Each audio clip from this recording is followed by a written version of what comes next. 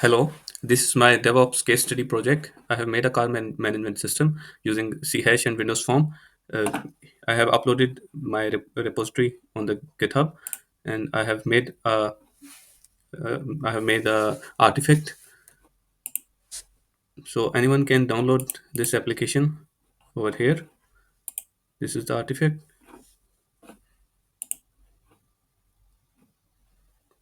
So first, I will show my application. Then I will demonstrate what and how I made this application.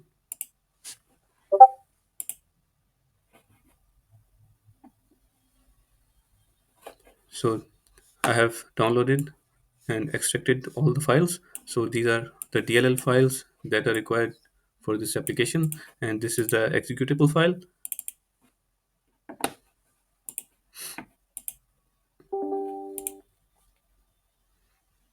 Here, this is my application. It's a car management system.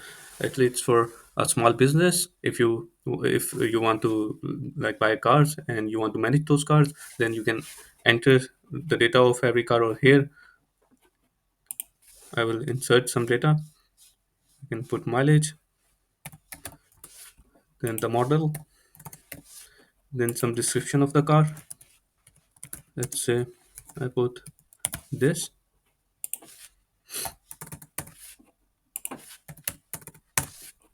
I can leave it empty if I want, but no, I'm filling it. So here I have already filled the companies, the more popular companies, and you can select the company from here. You don't have to type it. So similarly, all the colors are present over here, so you can select the color of your car, fuel type, then the transmission. If I add it, you see all the features are now visible over here.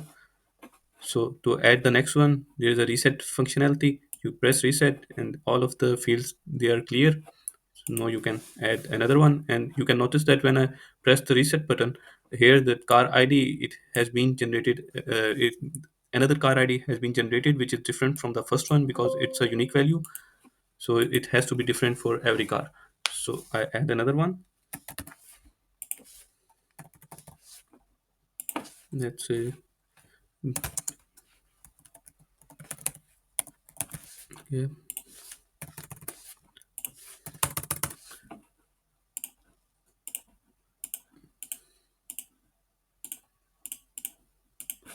I had this one. I will add two more. Reset.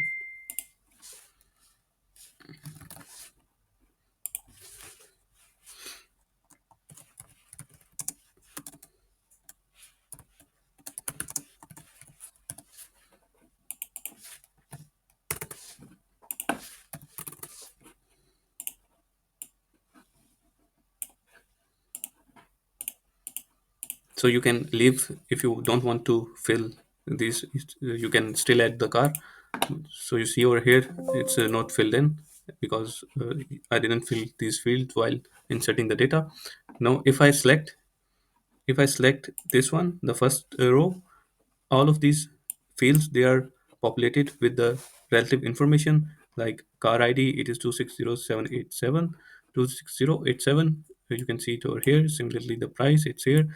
If I select this row, you see over here the field there. It's according to the row the data is filled in. So I add one more. I will first reset this.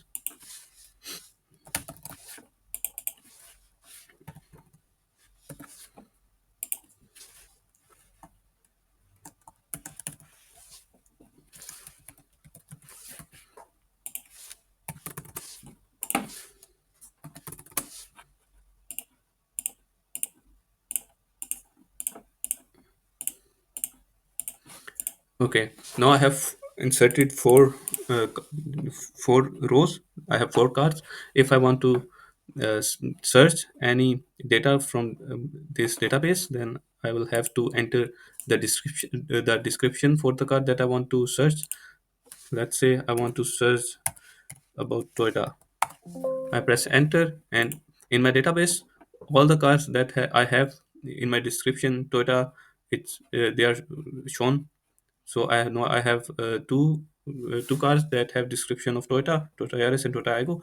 If I select this or this, I can see all the relative data over here. And if I want to delete, suppose I want to delete this one Toyota Aygo, I will press delete. It's deleted. Now, if I want to,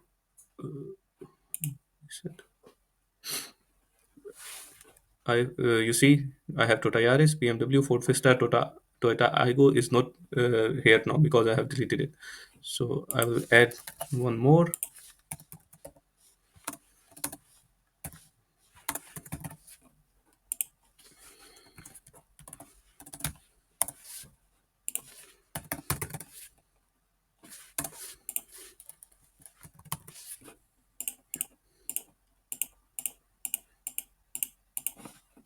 Okay. No, I have add functionality in my application. The delete functionality to if I want to delete any data, I can delete it using this button. Then the reset. Then I have a print function here. If I press the print button, this data which I have over here, it can be printed on a A4 paper like this. So it is useful if you want to print your data on the document. And then I have a search button. It is same as if you enter the description you want to search for, and you click here for the search. The relative search will be shown over here. At the end, it's the exit button. If you want to close the application, you just press exit. It will ask for the confirmation before exiting. Okay, now I have closed it, the application. If I open again, now I run my application again, and you can see that all the previous data that I have inserted, it's inside my database. So I have not lost my previous data. So if I want to add more, I can add more data. Okay, I will just add.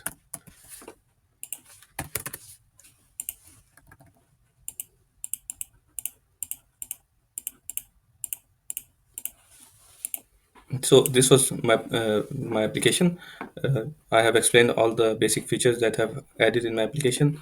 Now I will show my GitHub repository and how I made the YAML file and the artifact. If I go here to my workflow file, this is my workflow file. I built a YAML file or in my GitHub repo. It runs on Windows latest. I have used latest versions of GitHub Action 4.1.1, and yeah, that's all. When I run this, if I go to GitHub Actions, I have already built this file and created an artifact. Here you can see uh, all the steps are already performed, and it has been successfully completed.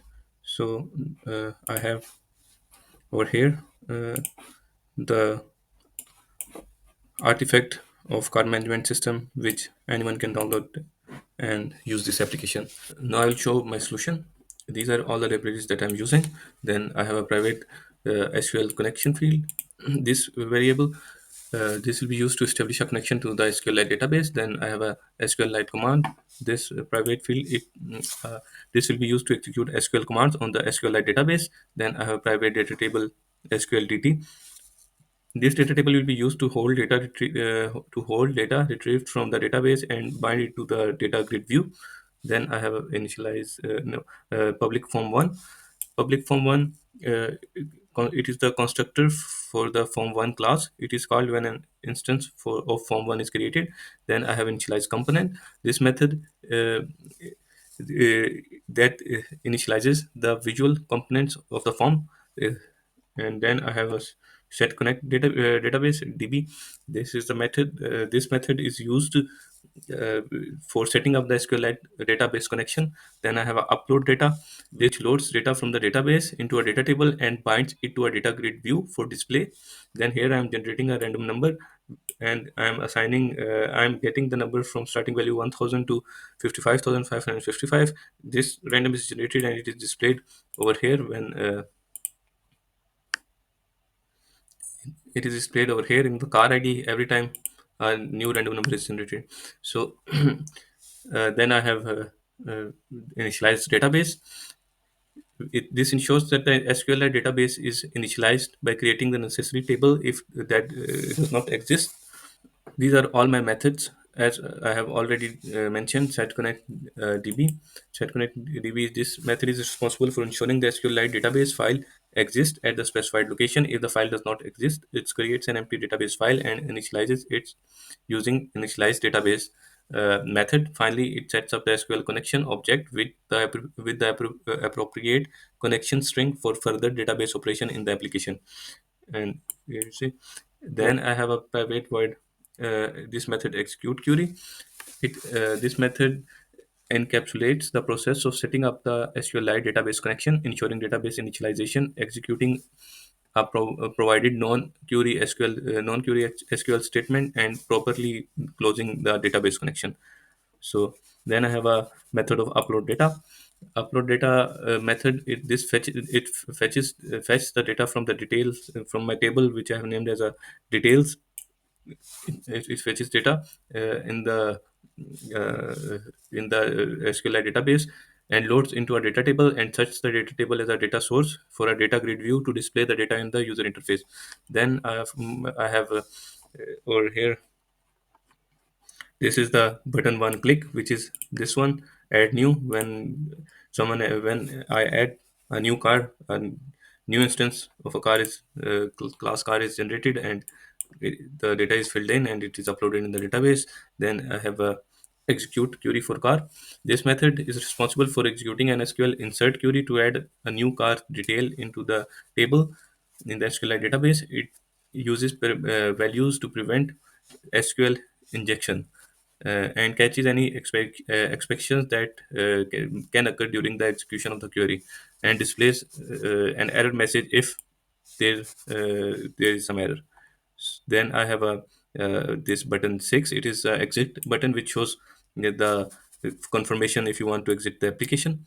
Then I have a button 3. This is for reset functionality. If you press reset, all of these fields are cleared. Over here, for each it clears the each field. Then I have a button to click. This button is used for printing the document. uh, it allows the user to preview the content of the data grid view in a print preview dialog. It first adjusts the height of the data grid view. I'm adjusting the height of the data grid view in uh, fit all rows, then capture the content in a bitmap. After that, showing the print preview dialog, and finally restore the original height of the data grid view. Then I have a over here I have all the methods defined, and I have explained each and every step in my comments. Initialize database. This is for this method is responsible for ensuring that database connection is open and the table details with the specified schema exists. If the table does not exist, it generates an error. Then over here you can see all of the code. These are my classes, and I have used inheritance. This is the base class vehicle. Then this is the derived class. So this was my solution. I have explained my solution in detail in the detail in my documentation. So thank you for watching.